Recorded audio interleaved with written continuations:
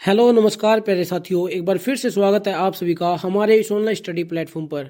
सबसे पहले तो आप सभी को नए साल की हार्दिक शुभकामनाएं। वैसे तो हर विद्यार्थी के लिए नया साल तब होता है जब वो सफल होता है, क्योंकि वैसे तो जो है हर बार नया साल आता रहता है। 2027 भी आएगा, 28 भी, 29 भी, लेकिन जब आप कामयाब होगे, जब आपको सफलता मिलेगी, तभी आपके लिए नया साल कहलाएगा। आप सभी को क्या है, थोड़ी बहुत मेहनत करने की आवश्यकता है, क्योंकि सरकारी नौकरी की तरफ आप अपना पहला कदम बढ़ा चुके हो सीटी प्री को क्वालिफाई करके। जिस भी बच्चे का सीटी प्री क्वालिफाई हो गया है, उसने अपना सरकारी नौकरी की तरफ एक कदम बढ़ा दिया है। अब आपको सीटी मेंस में अच्छा स्कोर करना है, जिससे आपको सरकारी नौकरी मिल सके। हरियाणा सरकार आपको नौकरी देने के लिए तैयार है, बस आपको क्या है, मेहनत करने की जरूरत है, जिससे आप सीटी मेंस के अंदर अच्छा स्कोर कर जाओ। इसलिए जो कमी 2025 के अंदर रह गई है, वो कमी आपको 2026 के अंदर पूरी करनी है और एक सरकारी नौकरी हासिल करनी है। इसलिए आपके इस सफलता में हम भी कुछ योगदान देना चाहते हैं। इसलिए हमने जो है अपने चैनल पर इलेक्ट्रीशियन थ्योरी की एक क्लासेस स्टार्ट की हुई है। अगर आप या फिर आपका कोई दोस्त है जो हरियाणा ALMSA की तैयारी कर रहा है, तो हमारे इस चैनल पर थ्योरी की सभी चैप्टर की क्लासेस पड़ी हुई है, तो आप उन्हें देख सकते हैं, जिससे आपको सीटी मेंस के एग्जाम में हेल्प मिलेगी। क्योंकि आप सभी को सीटी का सिलेबस तो पता है, 70 नंबर की इलेक्ट्रीशियन थ्योरी आएगी और जो 30 नंबर का है वो नॉन टेक्निकल पार्ट पूछा जाएगा। अगर आपको टेक्निकल की तैयारी करनी है तो वो आप हमारे इस चैनल से कर सकते हैं। बिल्कुल आसान तरीके से, अच्छे तरीके से आपको समझाई गई है इलेक्ट्रीशियन थ्योरी। अगर आपका कोई दोस्त है, उसको भी आप हमारे इस चैनल के बारे में बता सकते हो, ताकि उसको भी आने वाले हर एग्जाम में जो है इसकी हेल्प मिल सके। क्योंकि जो ये हमने इलेक्ट्रीशियन थ्योरी पढ़ाई है ना, ये HSSC ALMSA के लिए भी काम सही है, और सेंटर का कोई भी एग्जाम हो, जैसे DRDO, ISRO, BARC, DMRC, technical helper जो राजस्थान का है, उनके लिए भी क्या है, ये जो मैंने थ्योरी पढ़ाई है उनके लिए भी अच्छी है। ये सही तरीके से आपके लिए कामयाब साबित हो सकती है। तो इसलिए आप पहले थ्योरी पढ़ लीजिए। और अभी हमने क्या है, MCQ सीरीज स्टार्ट की हुई है, क्योंकि हमने सभी चैप्टर की थ्योरी क्लासेस कंप्लीट कर लिया है। इसलिए अब हम कर रहे हैं MCQ की प्रैक्टिस। इससे पहले हमने कंडक्टर, सेमीकंडक्टर एंड इंसुलेटर वाला चैप्टर कंप्लीट कर लिया है। बेसिक इलेक्ट्रिसिटी वाले भी हमने कंप्लीट कर लिया है। उससे पहले हमने safety and health, charge and static electricity वाला चैप्टर किया था।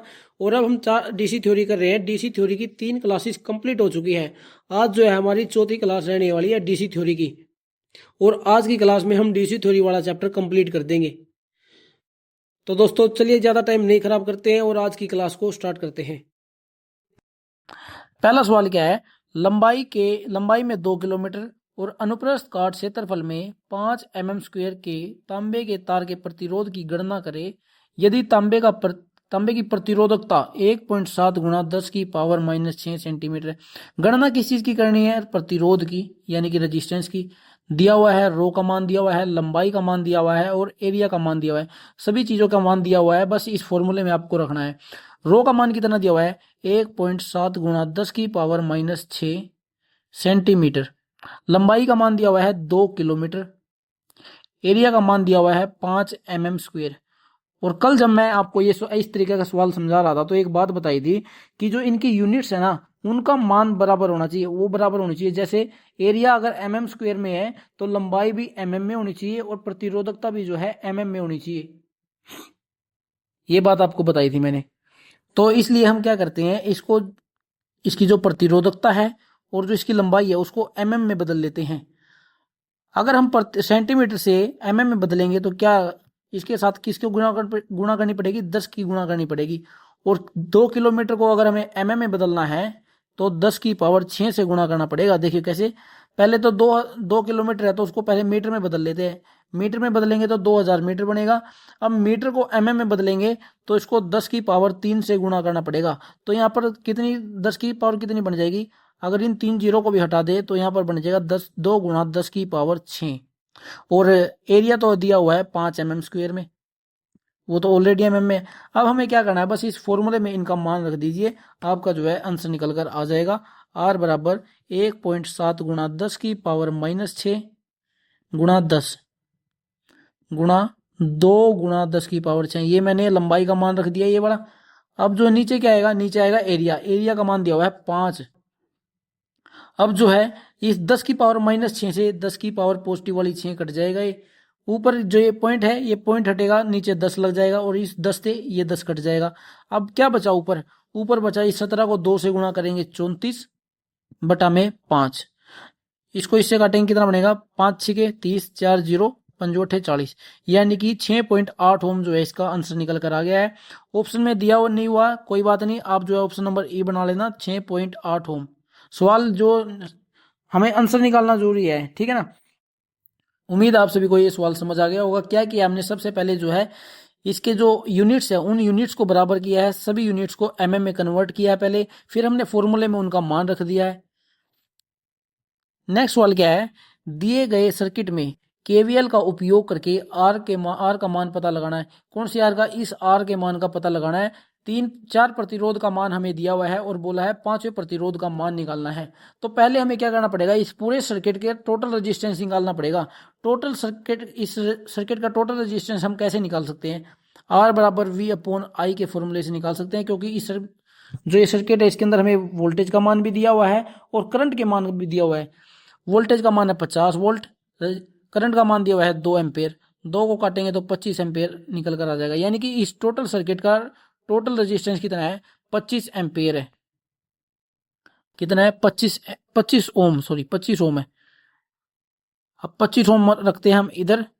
पहले एलिमेंट का जो रेजिस्टेंस है वो कितना दिया हुआ है? 5 ओम, प्लस दूसरे का है 4, तीसरे का है 3 और चौथे का है 7, प्लस हमें किसका मान निकालना है? आर का। अब आप ये बताइए, क्या इसका मान इस 25 के बराबर है? बिल्कुल है। अब कितना बनेगा? 5 और 4 9 और 3 12, 12 और 7 19, 25 बराबर 19 प्लस आर। अब ये 19 इधर आकर माइनस में हो जाएगा, तो 25 में से 19 जाएंगे 6 बचेगा, यानी कि इस जो 5वां रेजिस्टेंस है इसका मान है 6 ओम। तो ऑप्शन नंबर ए इस सवाल का सही जवाब हो जाएगा। उम्मीद है आप सभी को इसका ये सवाल जो है अच्छी तरीके से समझ आ गया होगा। हमने क्या किया है? सबसे पहले इस टोटल सर्किट का टोटल रेजिस्टेंस निकाल लिया है 25 ओम, और फिर क्या है उसको बराबर रख दिया है इन सभी पांचों एलिमेंट के प्रतिरोध से। नेक्स्ट सवाल पर चलते हैं। अगला सवाल क्या है? यदि 10 वोल्ट बैटरी 3, 5, 10 और 20 ओम के समांतर प्रतिरोधकों के साथ जुड़ी है तो 5 ओम प्रतिरोधक का वोल्टेज क्या होगा? ये सवाल है। देखो भाई, किस तरीके से जुड़े हुए हैं? समांतर में जुड़े हुए हैं। समांतर में तो पर वोल्टेज का मान समान ही रहता है हर एक एलिमेंट का, इस ये बात का तो आप सभी को पता है। ये सवाल निकालने की तो जरूरत ही नहीं है। ट्रिकी सवाल है। देखो ये दोस्तों, ये ट्रिकी सवाल है। क्या पूछा गया है सवाल में? यदि 10 वोल्ट बैटरी 3 ओम, 5 ओम, 10 ओम और 20 ओम के समांतर प्रतिरोधकों के साथ जुड़ी है तो 5 ओम प्रतिरोधक का वोल्टेज क्या होगा? उतना ही होगा जितना कि किसी हर एक एलिमेंट में होगा। हर एक प्रतिरोधक के अंदर समान वोल्टेज रहेगी, क्योंकि ये समांतर की बात कर रहे हैं यहाँ पर। मान लीजिए, देखिए एक रजिस्टर ये हो गया, दूसरा रजिस्टर ये, तीसरा, ये चौथा हो गया और ये 5वां रजिस्टर हो गया। 4 ही रजिस्टर है इसमें, ठीक है ना, 4 ही रजिस्टर। इसका मान है 3, इसका 5 है, इसका 10 है और इसका 20 है। अब आप ये बताइए, ये समांतर परिपथ है। अब इसके अंदर हर एक परिपथ, हर एक इसके ब्रांच के अंदर कितना वोल्टेज जाएगा? हर एक के अंदर जो है 10 वोल्ट, हर एक के अंदर 10 वोल्ट जाएगा। तो इन्होंने क्या पूछा? 5 ओम प्रतिरोधक के अंदर वोल्टेज कितना होगा? 5 ओम के अंदर भी 10 वोल्ट ही होगा। ऑप्शन नंबर बी इसका करेक्ट हो जाएगा। बिल्कुल एक ट्रिकी सवाल है, निकालने की जरूरत नहीं है इसको। अगर यहाँ पर सीरीज की बात करता फिर हम इसको निकालना पड़ता। सीरीज होता तो फिर कैसे हम निकालते? देखिए, कल एक फॉर्मूला बताया था आपको, V is equal to V plus, sorry plus नहीं, V इंटू R बटा में R1 प्लस R2। मान लेते हैं ये 5 है, जो ये V1 की बात, R1 की बात है, तो यहाँ पर लगा देंगे R1। तो यहाँ पर हमें V1 में निकालना पड़ेगा। वोल्टेज कितनी है? 10 गुणा में R1 का मान कितना है? 5। 5 ओम के रजिस्टर में हमें निकालना है ना, बटा में। अब चारों प्रतिरोधकों को जोड़ दो, 20, 30, 5 35 और 3 38। इसको सोल्व कर दो, आपका जवाब आ जाएगा। अगर ये सीरीज की बात करता है तो की बात बताइए मैंने, ना कि समांतर की। समांतर में तो इसका ऑप्शन नंबर बी करेक्ट हो जाएगा, 10 वोल्ट। अगला सवाल है, दिए गए परिपथ में केवीएल का उपयोग करके V1 और V2 ज्ञात करें। क्या निकालना में? V1 और V2, यानी कि V1 के अंदर कितनी वोल्टेज ड्रॉप हुई, इसके 2 ओम के अंदर कितनी वोल्टेज ड्रॉप हुई है और 3 ओम के अंदर कितनी वोल्टेज ड्रॉप हुई है, ये चीज हमें निकालनी है। ये आप फॉर्मूले से भी निकाल सकते हो या फिर इस सर्किट में क्या है आई का मान निकाल कर भी आप निकाल सकते हो। कैसे? देखो, अगर आई हमें पता करना है तो वी बटे आर करना पड़ेगा। वोल्टेज कितनी है 20, रेजिस्टेंस कितना है 3 और 2 5, 5 चौके 20, आई का मान आ गया 4 एम्पेयर। अब वोल्टेज ड्रॉप निकालनी है हमें 2 आई आर से। आई कितना है 4, रेजिस्टेंस कितना है 2 ओम, 4 दूनी 8, यानी कि पहले V1 के जो R1 है उसके अंदर वोल्टेज ड्रॉप कितना होगा 8 वोल्ट का, और दूसरे में निकालनी है आई का मान कितना है 4 और रेजिस्टेंस कितना है 12। लेकिन आपको ध्यान किस बात का रखना है, कंफ्यूजन कहां पर होगी, कंफ्यूजन होगी इस माइनस के साइन में। देखिए यहाँ पर माइनस का साइन दिया हुआ है, यहाँ पर प्लस का। एक बात हमें पता है, किसी भी पैसिव एलिमेंट के अंदर, किसी भी पैसिव एलिमेंट के अंदर ना, जब भी हम करंट का प्रवाह करते हैं तो जिस भी सिरे से उसके अंदर करंट अंदर की ओर जाती है तो वो पॉजिटिव टर्मिनल हो जाता है। जैसे ये जो पॉजिटिव और नेगेटिव के जो टर्मिनल बताए गए हैं ना, ये वोल्टेज ड्रॉप के टर्मिनल है। किस चीज के? वोल्टेज ड्रॉप के टर्मिनल है। अब मान लेते हैं ये जो रजिस्टर है इसके अंदर यहाँ से करंट प्रवाह अंदर बढ़ रही है, तो ये टर्मिनल बन जाएगा पॉजिटिव और ये बन जाएगा नेगेटिव। और इस एलिमेंट के अंदर, इस प्रतिरोध के अंदर यहाँ से करंट एंटर कर रही है तो ये टर्मिनल बन जाएगा पॉजिटिव और ये नीचे वाला बन जाएगा नेगेटिव, यानी कि जहां से बाहर निकल रही है वो टर्मिनल बन जाएगा नेगेटिव। अब यहाँ पर वोल्टेज ड्रॉप कैसा हो रहा है, यहाँ पर वोल्टेज ड्रॉप यानी कि माइनस का साइन है, तो जो V2 के अंदर वोल्टेज ड्रॉप होगा वो माइनस के अंदर आएगा, क्योंकि यहाँ पर माइनस का साइन पहले ही लगाया हुआ है। यहाँ पर कंफ्यूजन हो जाती है बच्चों को। अब पहले क्या, V1 का मान कितना आया 8 वोल्ट और V2 का मान आया है -12 वोल्ट। ऑप्शन नंबर कौन सा सही है? ऑप्शन नंबर ए जो है इस सवाल का सही जवाब हो जाएगा। और कौन सा तरीका है इसका सवाल निकालने का? एक तरीका ये है जो मैंने आपको पिछले सवाल में बताया फॉर्मूले के द्वारा। फॉर्मूले के द्वारा भी आप इसका सवाल का जवाब निकाल सकते हो। V इजिकल टू, मान लेते हैं हमें V1 में मान निकालना है, तो वोल्टेज कितना है 20 वोल्ट, R1 का मान कितना है 2 ओम, 3 और 2 5, यानी कि R1 R2 कितना बन जाएगा 5 चौके 20, 4 दूनी 8 वोल्ट। यहां से भी आप इसका मान निकाल सकते हो। इस फॉर्मूले के जरिए क्या है, आपको आई का मान निकालने की जरूरत नहीं है, V2 का मान निकालना है। तो 20 वोल्ट गुणा में R2 का मान दिया हुआ है 3, 3 और 2 5, 5 चौके 20, 4 3 12, ये आ जाएगा -12। तो आप इस फॉर्मूले से भी इस सवाल का जवाब निकाल सकते हो। अब जो है नेक्स्ट सवाल पर चलते हैं।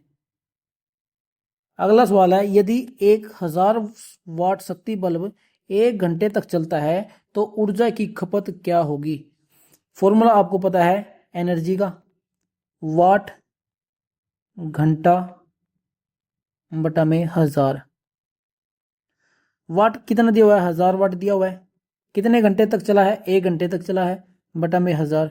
1000 से 1000 कट जाएगा, बचेगा 1, यानी कि 1 kWh की यूनिट निकलेगी। ऑप्शन नंबर बी इस सवाल का सही जवाब होगा। अगला सवाल क्या है, 220 वोल्ट और 60 वाट रेटिंग वाला एक विद्युत बल्ब 220 वोल्ट और 40 वाट रेटिंग वाले एक अन्य विद्युत बल्ब से श्रेणी क्रम में संयोजित है। दो बल्ब क्या है संयोजित है श्रेणी क्रम में, एक 60 वाट का है और एक 40 वाट का है। यह संयोजन एक 220 वोल्ट स्रोत ईएमएफ से संयोजित है, तब 60 वाट वाला बल्ब 40 वाट वाले बल्ब से अधिक तीव्र प्रकाश देगा, या फिर 40 वाट वाला बल्ब 60 वाट वाले बल्ब से अधिक तीव्र प्रकाश देगा, या दोनों बल्ब नहीं जलेंगे। ऐसी तो कोई कंडीशन नहीं है भाई, दोनों बल्ब जलेंगे अगर उनके पास प्रॉपर करंट पहुंच रहा है, वोल्टेज पहुंच रही है। दोनों बल्ब समान स्तर पर जलेंगे, एक समान भी नहीं जलेंगे क्योंकि उनकी रेटिंग अलग अलग है, एक की 60 वाट है और एक की 40 वाट है। 60 वाट वाला बल्ब जलेगा और 40 वाट वाला बल्ब बुझा रहेगा। ऐसा भी कुछ नहीं है भाई कि एक बल्ब जग जाएगा और एक नहीं जगेगा। अगर एक खराब होगा फिर तो ये कंडीशन हो सकती है, लेकिन सवाल में ऐसा कुछ नहीं बताया हुआ कि एक जो बल्ब खराब है। अब दो ऑप्शन बचते हैं, ऑप्शन ए और बी। क्या 60 वाट वाला बल्ब ज्यादा तीव्र प्रकाश देगा? तो आपको अब एक बात हमेशा ध्यान रखनी है, अगर ये बात कर रहा है सीरीज की, तो सीरीज के अंदर जो छोटे जिसकी रेटिंग है ना, जिसकी छोटी रेटिंग होती है वो बल्ब जो है ज्यादा तीव्र प्रकाश देता है, और बड़े जिसकी रेटिंग होती है वो कम प्रकाश देता है। लेकिन पैरेलल में क्या होगा, जिसकी रेटिंग ज्यादा होगी वो बल्ब ज्यादा प्रकाश देता है। तो यहाँ पर बात किसकी हो रही है, श्रेणी क्रम यानी कि सीरीज की। सीरीज के अंदर 40 वाट वाला बल्ब जो है ज्यादा तीव्र प्रकाश देगा, तो ऑप्शन नंबर बी जो है इस सवाल का सही जवाब होगा। 40 वाट वाला बल्ब 60 वाट वाले बल्ब से अधिक तीव्र प्रकाश देगा। अधिक तीव्र प्रकाश देगा। अगले सवाल पर चलते हैं। अगला सवाल क्या है, एक 4 वोल्ट वाले संभावित अंतर के साथ एक रजिस्टर उष्मा का विकिरण कर रहा है। तापीय ऊर्जा 4 वाट की दर से उत्पन्न हो रही है। प्रतिरोध का मान क्या होगा? आपको ये फॉर्मूला पता है, P बराबर वी स्क्वेयर अपॉन आर का। अब ये आर का मान हमें निकालना है, आर बराबर वी स्क्वेयर अपॉन पी बन जाएगा। वी का मान कितना है? 4, स्क्वेयर है तो 4 गुना 4 हो जाएगा। पावर का मान दिया हुआ है 4, 4 से 4 काटेंगे तो रेजिस्टेंस का मान कितना आ जाएगा? 4 ओम आ जाएगा। तो ऑप्शन नंबर बी इस सवाल का सही जवाब होगा। बिल्कुल सिंपल सवाल था। आगे है, एक विद्युत स्टोव का 60 मिनट तक उपयोग करने पर यह 230 वोल्ट विद्युत की आपूर्ति से 5 मेगा जूल ऊर्जा का उपयोग करता है। विद्युत शक्ति का पता लगाए। किसका पता करना है? विद्युत शक्ति यानी कि पावर का। और सवाल में क्या क्या दिया हुआ है? टाइम दिया हुआ है, वोल्टेज दी हुई है और एनर्जी दी हुई है। तो हमें एक फॉर्मूला पता है, P बराबर E अपॉन टी। ये फॉर्मूला कहाँ से आता है? यहाँ से, पावर इनटू टाइम यानी कि वाट सेकंड, जिसकी एनर्जी की हम यूनिट कहते हैं ना, वाट सेकंड, वहां से जो है ये फॉर्मूला निकल कर आता है।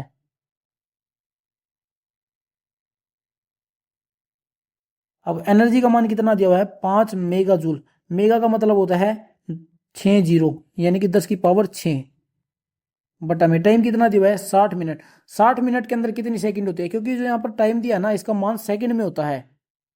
तो 60 मिनट के अंदर कितनी सेकंड होगी? 360 सेकंड होगी, सॉरी 3600 सेकंड होंगी। तो 2 जीरो से 2 जीरो कट गई। अब हमें 50,000 का को डिवाइड करना है 36 से। तो आप इसको डिवाइड करके देख लेना, मैं आपको इसका सीधा जवाब बता देता हूँ। ऑप्शन नंबर बी इसका करेक्ट आंसर है, 1389। जब हम 36 को 50,000 से भाग देंगे, सॉरी 50,000 को 36 से जब हम भाग देंगे तो 1389 इसका निकल कर आएगा। अगले सवाल पर चलते हैं। अगला सवाल क्या है, 400 वाट के बल्ब 200 वोल्ट की सप्लाई लाइन से समांतर क्रम में जुड़े हुए हैं। अगर एक बल्ब फ्यूज हो जाता है तो कैसे जुड़े हुए हैं? समांतर क्रम में जुड़े हुए हैं। तो आपको एक बात ध्यान रखनी है, जब भी समांतर क्रम की बात करें तो चाहे अगर 4 बल्ब लगे हुए हैं, 1 2 3 4, अगर चारों में से कोई एक बल्ब फ्यूज हो जाए तो अन्य 3 पर कोई असर नहीं पड़ेगा। लेकिन अगर सीरीज में जुड़े होंगे तो जब अब मान लेते हैं पहला ही बल्ब, अगर कोई सा भी बल्ब खराब हो जाता है तो वो आगे के 3 बल्ब रोशनी नहीं देते हैं। अब घरों का एग्जांपल ले लेते हैं। घरों की जो वायरिंग है वो पैरेलल में की जाती है, यानी कि समांतर क्रम में। अगर आपके घर में कोई बल्ब खराब हो जाता है, क्या दूसरे बल्ब जगना बंद हो जाते हैं? नहीं, ऐसा नहीं होता। इसीलिए हम समांतर क्रम में इसकी वायरिंग करते हैं। तो 100 वाट 400 वाट के बल्ब 200 वोल्ट की सप्लाई लाइन से समांतर क्रम में जुड़े हुए हैं। अगर एक बल्ब फ्यूज भी हो जाता है तो अन्य 3 रोशनी देते रहेंगे। कोई बल्ब रोशनी नहीं देगा ऐसा नहीं है, 4 बल्ब रोशनी देंगे, चौथा तो खराबी हो गया। शेष 3 बल्ब रोशनी देंगे। ऑप्शन नंबर सी इस सवाल का सही जवाब है। शेष 3 बल्ब जो है रोशनी देंगे, केवल 2 बल्ब नहीं, ऐसा भी नहीं। तो ऑप्शन नंबर सी इसका सही जवाब है। अगला सवाल क्या है, एक हीटर 250 वोल्ट पर 4 एम्पेयर बिजली खींचता है, वह कितनी बिजली खपत करता है? पावर का फॉर्मूला आपको पता है, P बराबर वी आई होता है। वोल्टेज का मान दिया हुआ है 250, करंट का मान दिया हुआ है 4 एम्पेयर। जब इसको गुना करेंगे तो पावर निकल कर आ जाएगी 1000 वाट, और 1000 वाट को कहते हैं 1 किलो वाट। तो ऑप्शन नंबर ए इस सवाल का सही जवाब हो जाएगा।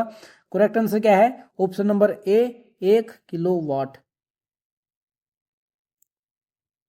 यदि किसी सर्किट में वोल्टेज घटाकर आधा और प्रतिरोध को दोगुना कर दिया जाता है तो करंट डैश हो जाएगा।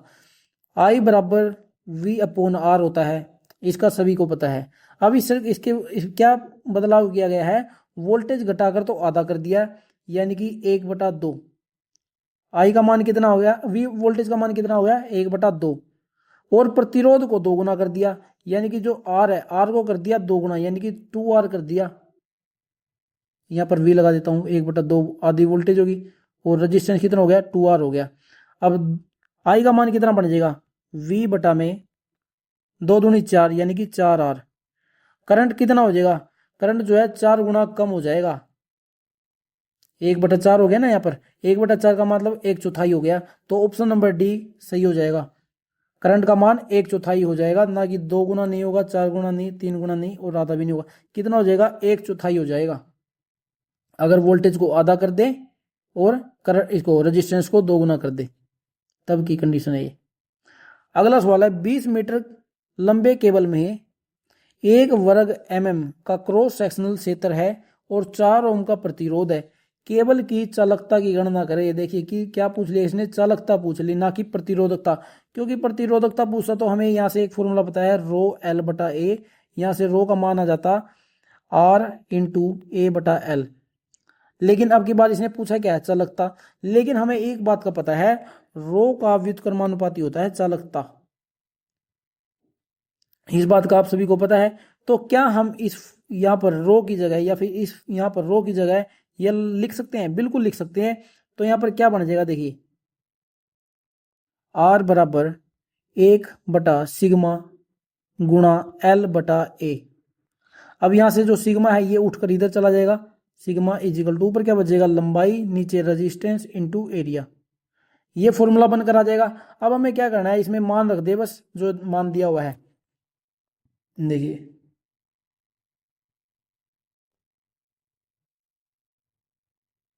सिग्मा हमें निकालना है, लंबाई कितनी दी हुई है? 20 मीटर बटा में, रेजिस्टेंस कितना है? 4 ओम गुणा में, एरिया कितना दिया हुआ है? 1 mm²।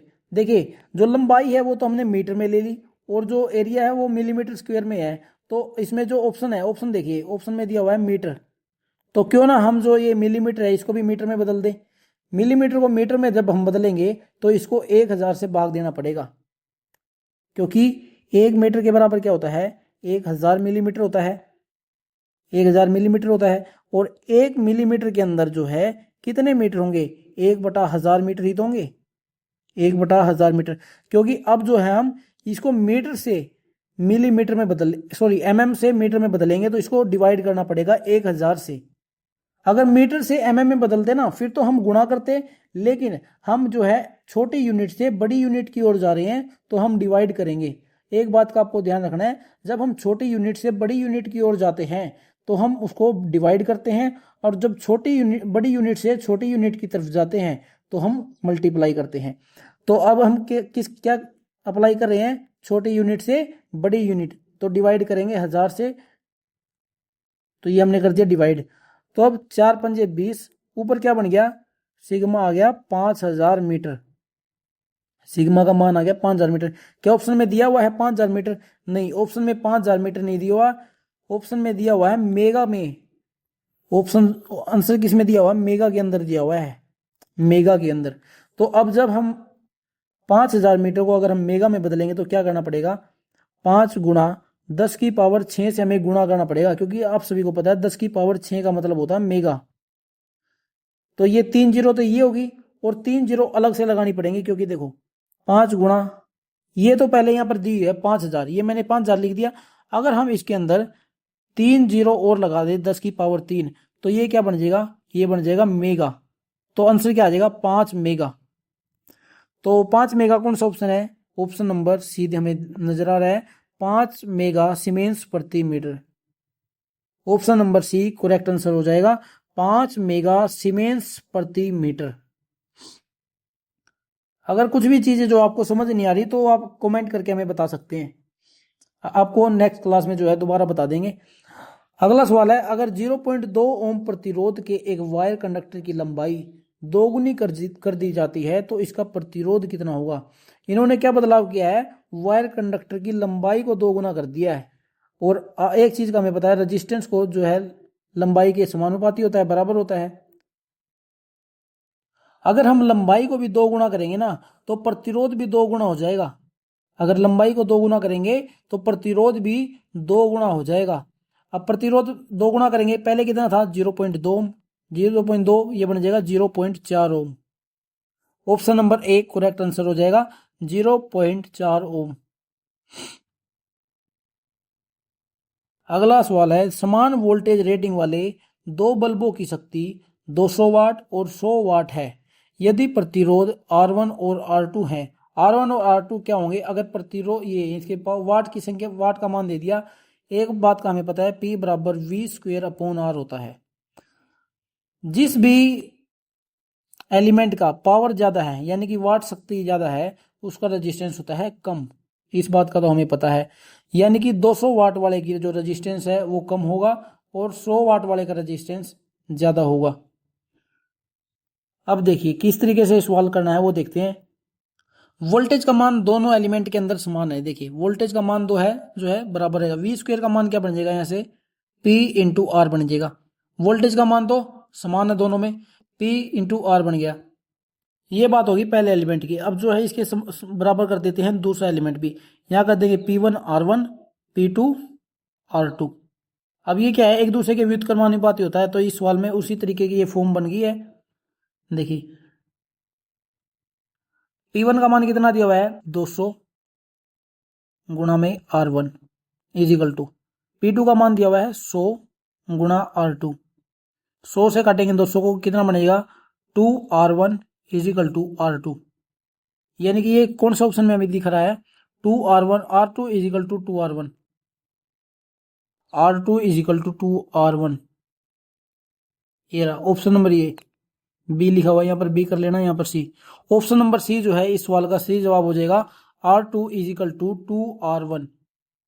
यानी कि दूसरे का जो रेजिस्टेंस है वो पहले वाले के का 2 गुना हो जाएगा। सवाल समझ आ गया होगा आपके। अगले सवाल पर चलते हैं। अगला सवाल है 500 वाट का टोस्टर 30 मिनट तक चालू रखने पर उपयोग की गई ऊर्जा कितनी होगी। E बराबर P इंटू टी, सभी को पता है इस फॉर्मूले के बारे में, कई बार पढ़ चुके हैं। पावर का मान कितना दिया हुआ है 500 वाट। टाइम कितना दिया हुआ है, टाइम दिया हुआ है 30 मिनट। 30 मिनट के अंदर कितनी सेकंड होती है, गुणा कर देंगे 60 से। ठीक है, अब कितना बनकर आएगा यहाँ पर E बराबर 6 ये 18, 18 पंजे 90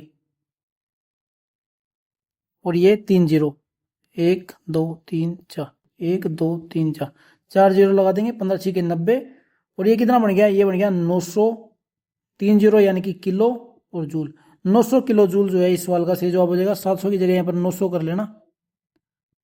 ऑप्शन नंबर डी इसका करेक्ट हो जाएगा। क्या किया हमने, P इंटू टी किया है। पावर का मान कितना दिया हुआ है 500 वाट। टाइम दिया हुआ है 30 मिनट। 1 मिनट के अंदर 60 सेकंड होती है, तो 60 सेकंड से इसे गुणा कर 60 से इसे गुणा कर देंगे। 5 दिए 15, 15 छिके 90 और ये 4 जीरो, 900 किलो जूल इसका सही जवाब हो जाएगा। अगला सवाल क्या है, 20 ओम प्रतिरोध का एक इलेक्ट्रिक आयरन 5 एम्पेयर करंट लेता है। 30 सेकंड के उत्पन्न ताप की गणना करें। हीट का फॉर्मूला किसको पता है, H बराबर आई स्क्वेयर आर टी। देखो जो इतने न्यूमेरिकल करने का हमारा क्या तात्पर्य है कि हमें जो ये फॉर्मूले है ना ये रट जाए अच्छे तरीके से, और हमें ये पता चल जाए कि ये सवाल किस तरीके से सोल्व होते हैं। अगर आपको न्यूमेरिकल सोल्व करने हैं तो आपको थोड़ी बहुत मैथ की नॉलेज होनी चाहिए कि किस तरीके से हम जो है सवालों को सोल्व करते हैं। कैलकुलेशन आपको आनी चाहिए। H बराबर आई स्क्वायर का मान कितना है 5 गुणा 5 लिख देते हैं, गुणा रेजिस्टेंस का मान कितना है 20 ओम। टाइम दिया हुआ है 30 सेकंड। पचू पचू 25, 3 दूनी 60 यानी कि 6, ये बन गया 600। 20 को 30 से गुणा करेंगे कितना बनेगा 600 बन जाएगा, और पचू पचू 25 हो गया। अब 25 छिका कितना होता है 150 और 2 जीरो ये होगी, यानी कि 15,000 जूल। ऑप्शन नंबर सी जो है करेक्ट हो जाएगा, 15,000 जूल। कैलकुलेशन आपको आनी चाहिए। अगला सवाल है 250 वोट पर मूल्यांकित 500 वाट और 200 वाट के दो बल्बों का प्रतिरोध अनुपात डैश होगा। फिर से वैसा ही सवाल है जो अभी हमने किया था। R1 वो जब हमारा निकल कर रहा था R1 R2 is equal to 2R1, वैसा ही सवाल है ये भी, क्योंकि हमें पता है V स्क्वायर अपॉन R होता है रजिस्टेंस, और जो पावर है वो एक दूसरे के व्युत्क्रमानुपाती होता है। तो इस तरीके का सवाल जब भी आए ना, जब वोल्टेज का मान समान दिया हुआ बराबर दिया हुआ हो, तो आपको क्या है इसका जो अनुपात है वो बदल देना है। जैसे 500 बटा 500 और 200 है, एक है 500 वाट एक है 200 वाट, तो इनका जो अनुपात बनेगा ना प्रतिरोध का, ये किसका वो दिया हुआ है 500 और 200 दिया हुआ है पावर का अनुपात। और जब अगर हमें प्रतिरोध का अनुपात बताना है तो इसका अपोजिट कर देंगे 200 और 500, 2 जीरो से 2 जीरो कट जाएगा, 2 अनुपात 5 जो है निकल कर आ जाएगा। ऑप्शन नंबर बी इसका करेक्ट हो जाएगा, 2:5। बस हमें क्या है, पलटाना है, क्योंकि ये एक दूसरे के व्युत्क्रमानुपाती होता है। तो इसका ऑप्शन नंबर बी करेक्ट हो जाएगा। अगला सवाल है, एक 200 वाट 250 वोल्ट लैंप का प्रतिरोध क्या होगा। फिर से वही फॉर्मूला, आर बराबर V square upon P. V square का मान कितना दिया है, 250 गुणा 250, नीचे है 200 वाट। बस इसको काटना है, 25 को 25 से करेंगे 625, इसको 2 से डिवाइड कर दो, 2 तिया 6, 2 एकम 2, 2 दूनी 4, 2 पंजे 10, 312.5 ऑप्शन नंबर सी हमें दिख रहा है। तो इसका ऑप्शन नंबर सी करेक्ट हो जाएगा, 312.5 ओम। सिंपल सवाल है बिल्कुल। अगला सवाल है, 3 समान बल्ब श्रृंखला में जुड़े हुए हैं और ये एक साथ शक्ति M को अलग करते हैं। अगर अब बल्ब समांतर में जुड़े हुए हैं तो शक्ति का प्रसार होगा। देखिए भाई, बहुत इंपॉर्टेंट सवाल है, बहुत इंपॉर्टेंट और बहुत कंफ्यूजिंग भी है। बहुत सारे बच्चे जो है इस प्रकार के सवाल में जो है कंफ्यूज हो जाते हैं, लेकिन अगर हम इसे अच्छे तरीके से अगर आराम से करें ना, तो ये सवाल जो है ज्यादा मुश्किल नहीं है। देखिए इसको ना एक तरीके से समझते हैं, आपको एग्जांपल देता हूं। देखिए, मान लेते हैं एक सर्किट है, एक सर्किट क्या लगा हुआ है, इस सर्किट में 3 समान बल्ब है। मान लीजिए एक बल्ब ये हो गया, एक बल्ब ये हो गया और एक बल्ब ये हो गया। मान लेते हैं यहां पर वोल्टेज लगा हुआ है 12 वोल्ट का और एक बल्ब का रेजिस्टेंस है 4 ओम, 4 ओम और 4 ओम। अब इसके अंदर हमें क्या बताना है, करंट का मान बताया, एक साथ शक्ति, शक्ति यानी कि पावर को, पावर का फॉर्मूला होता है V square upon R. V square यानी कि 12 गुणा 12, आर का मान कितना हो जाएगा सीरीज के अंदर, 4 तिये 12, यानी कि तीनों रेजिस्टेंस को जोड़ देंगे 12, 12 से 12 हो गया, यानी कि पावर आ गई 12 वाट। ये कब है, ये सीरीज के अंदर है। अगर यही सर्किट अगर पैरेलल के अंदर हो, मान उनका बराबर हो, तो क्या लगेगा, बी पी बराबर V square upon R. V square कितना है, 12 गुणा 12। अब रेजिस्टेंस कितना होगा पैरेलल के अंदर, पैरेलल के अंदर आपको पता है आर बटे एन होता है, यानी कि एक प्रतिरोध का कितना मान है और कितने प्रतिरोध लगे हुए हैं। एक प्रतिरोध का मान है 4 बटा में 3, क्योंकि 3 प्रतिरोध लगे हुए हैं। अब ये 3 जो है उठकर ऊपर चला जाएगा इधर, 4 से काटेंगे 3 बार, 12 तिये 36, 36 तिया 108, 108 वाट।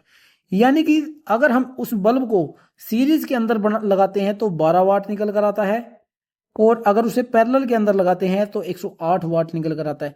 यानी कि 12 वाट को हम मान लेते हैं एम, क्योंकि इसने सवाल में बोला हुआ है कि अगर तीनों बल्ब श्रृंखला में जुड़े हुए हैं, ये एक साथ शक्ति एम को अलग करते हैं। शक्ति कितनी निकल कर आई है, 12 वाट, यानी कि हमने एम का मान कितना निकाला, 12 वाट।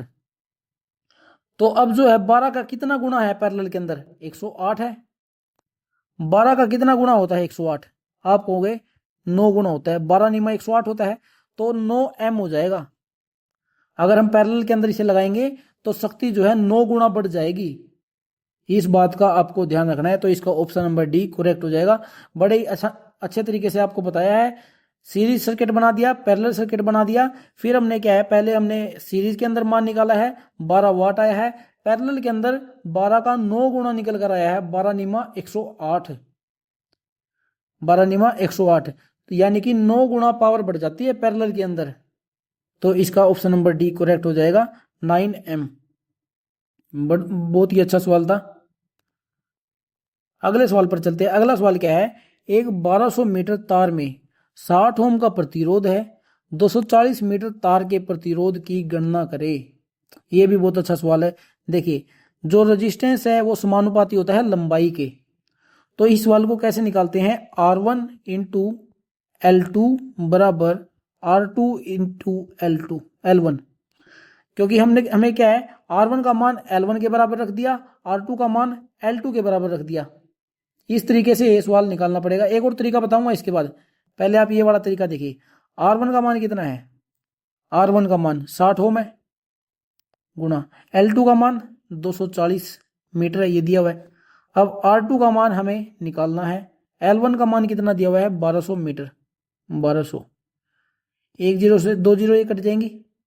अब 12 से कटेगा 2 बार, तो R2 का मान कितना बन जाएगा, 12 6 दूनी 12 ओम, तो ऑप्शन नंबर ए इसका करेक्ट हो जाएगा। एक तो तरीका है ये, एक और तरीका है वो भी बताता हूं आपको।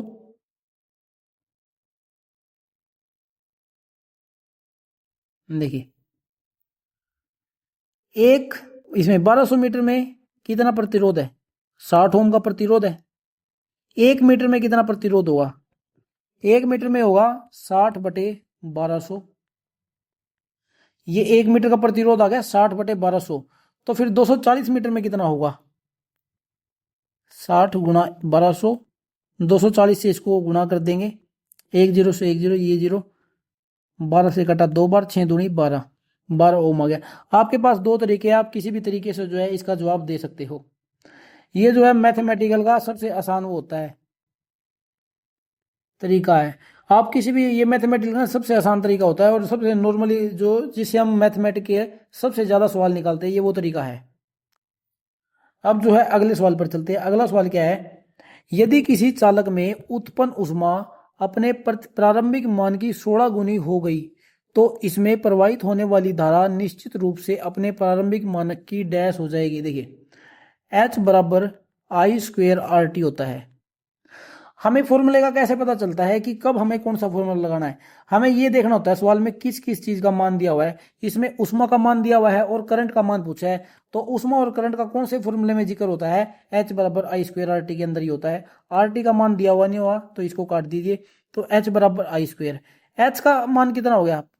उष्मा जो है अपने प्रारंभिक मान की 16 गुनी होगी, यानी कि 16 I²। तो करंट कितना गुना हो जाएगा? I बराबर √16 हो जाएगा, और √16 होता है 4, यानी कि करंट होगा 4 गुना। ऑप्शन नंबर बी इसका करेक्ट हो जाएगा। करंट कितना गुना हो जाएगा? 4 गुना हो जाएगा। तो दोस्तों, आज की क्लास में जो है इतने सवाल करते हैं। एक जो है आपको एक नियम बताता हूं जो मैंने आपको कल लास्ट में बताया था कि कल हम करेंगे, वो है करंट डिवाइडिंग रूल वाला। Current dividing rule, voltage dividing वाला रूल हमने कल पढ़ लिया था। आज हम पढ़ लेते हैं करंट डिवाइडिंग रूल।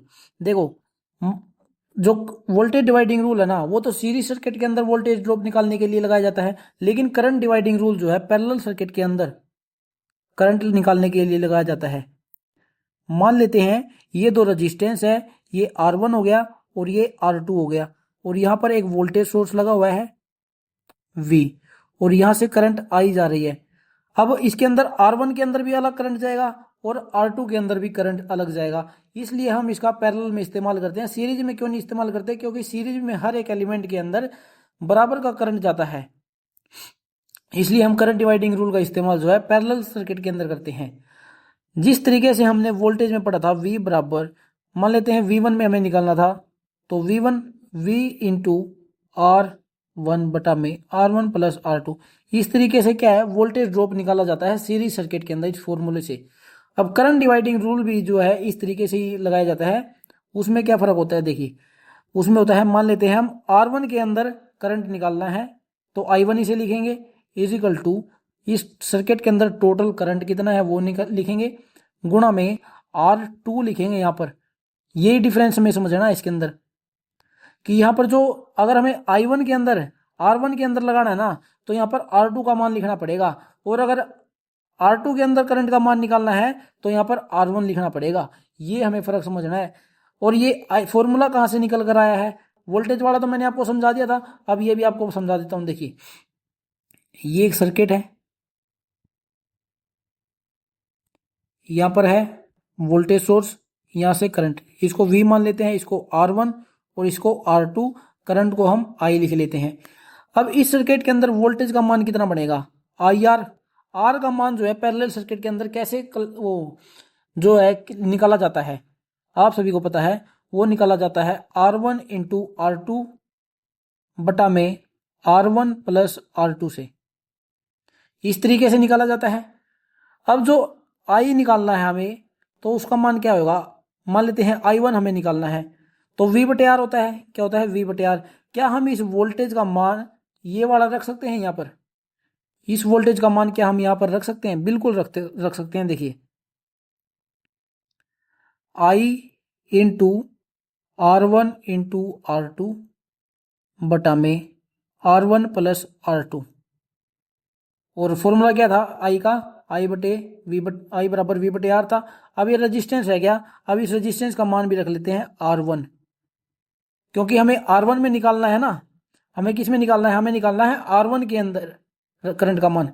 तो इस R1 से ये R1 कट जाएगा, तो ऊपर क्या बचेगा, I1 is equal to I into R2 बटा में R1 प्लस R2, ये मान यहां पर बच जाएगा। यहां से जो है ये फॉर्मूला निकल कर आता है। उम्मीद है आपको ये समझ आ गया होगा। देखिए दोबारा समझाता हूं आपको, इसको मिटा देते हैं, दोबारा करके बताता हूं आपको, कोई भी डाउट नहीं रहना चाहिए आपका। मैंने क्या कहा, इस सर्किट के अंदर वोल्टेज का मान क्या होगा, वोल्टेज का मान होगा आई आर होगा। अब जो रेजिस्टेंस है वो कैसे निकाला जाता है, पैरेलल सर्किट के अंदर एक फॉर्मूला होता है R1 इंटू R2 बटा में R1 प्लस R2। जिस बच्चे ने भी रेजिस्टेंस की क्लास लगाई होगी उसको इस बात का पता होगा। तो हमें क्या करना है, इस R की जगह यही मान रखना है, क्योंकि यहाँ पर पैरेलल सर्किट के अंदर हमें रेजिस्टेंस पहले मान निकालना पड़ेगा, I into R1 plus R2 बटा में R1 इंटू R2। सॉरी ये हो गया, ऊपर जो है इंटू का निशान है, नीचे प्लस का निशान है, ये है। अब ये वोल्टेज का मान आ गया इस पैरेलल सर्किट के अंदर। अब करंट का मान क्या होता है, करंट का मान होता है आई बराबर वी बटे आर होता है। क्या हम यहाँ पर इस वोल्टेज की जगह ये मान रख सकते हैं, बिल्कुल रख सकते हैं। तो आई बराबर वी का मान क्या हो गया, आई इंटू R1 इंटू R2 बटा में R1 प्लस R2, और हम निकाल रहे हैं यहाँ पर I1 का मान, यानी कि रेजिस्टेंस 1 के अंदर करंट का मान। तो ये जो R है यहाँ पर हम किसका मान रखेंगे, R1 का, क्योंकि हमें रेजिस्टेंस 1 का निकालना है, R1 इंटू, अब ये R1 जो है इस R1 से कट जाएगा, तो ऊपर क्या बच जाएगा, ऊपर बच जाएगा I इंटू R2 बटा में R1 प्लस R2। अब जो है सभी बच्चों का डाउट क्लियर हो गया होगा कि ये फॉर्मूला जो है कहाँ से निकल कर आया है। वोल्टेज का भी मैंने आपको कल की क्लास में बताया था, अगर आपने कल की क्लास नहीं देखी है तो आप कल की क्लास देख लीजिए, क्योंकि ये जो वोल्टेज डिवाइडिंग रूल है और करंट डिवाइडिंग रूल है ये बहुत इंपॉर्टेंट होता है। इस अगर हमें ये फॉर्मूले पता है ना तो हम अच्छे तरीके जो है आसानी से इसका जवाब निकाल सकते हैं। अगर हमें इस फॉर्मूले का नहीं पता, क्या हम आंसर नहीं निकाल सकते, बिल्कुल निकाल सकते हो, फिर भी आप निकाल सकते हो। उसके लिए आपको क्या करना पड़ेगा, जब भी इस प्रकार के सवाल दिए होते हैं ना तो उसके अंदर वोल्टेज का मान नहीं दिया होता, इस प्रकार के सवालों के अंदर वोल्टेज का मान नहीं दिया होता, उससे पहले हमें क्या है वोल्टेज का मान निकालना पड़ेगा अगर हमें इस तरीके के सवाल सोल्व करने हैं। और वोल्टेज कैसे निकालोगे उससे पहले वो भी देख लेते हैं। अगर आप इस फॉर्मूले का इस्तेमाल नहीं करना चाहते फिर आप किस तरीके से इसका जवाब निकालोगे, देखिए V बराबर आई आर होता है, पहले तो आप वोल्टेज का मान निकालोगे। इस प्रकार के सवाल में करंट का मान दे के रखेंगे, R1 R2 का भी मान दिया होगा, तो वही फॉर्मूला है R1 इंटू R2 बटा में R1 प्लस R2। इस तरीके से आप जो है रेजिस्टेंस का मान निकालोगे, फिर वोल्टेज का मान निकल कर आ जाएगा। फिर आपको क्या करना, आई बराबर वी बटे आर, वोल्टेज का मान निकल कर आ गया, फिर रेजिस्टेंस R1, फिर आप इस तरीके से भी जो है सवाल निकाल सकते हो, आई बराबर वी बटे R1 करके।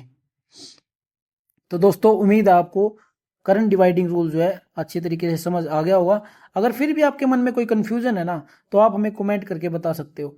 इस चैप्टर की डीसी थ्योरी वाला जो चैप्टर है, इस चैप्टर के ना हमने सभी इंपॉर्टेंट जो है सवाल कर लिए हैं, जो इतने भी जिस प्रकार के भी सवाल जो है एग्जाम में बन सकते हैं वो सभी प्रकार के हमने सवाल कर लिए हैं। ठीक है, 4 क्लासेस लगी हैं इसकी, थोड़ा टाइम तो लग गया, लेकिन क्या है हमने हर एक पॉइंट को अच्छे तरीके से डिस्कस किया है।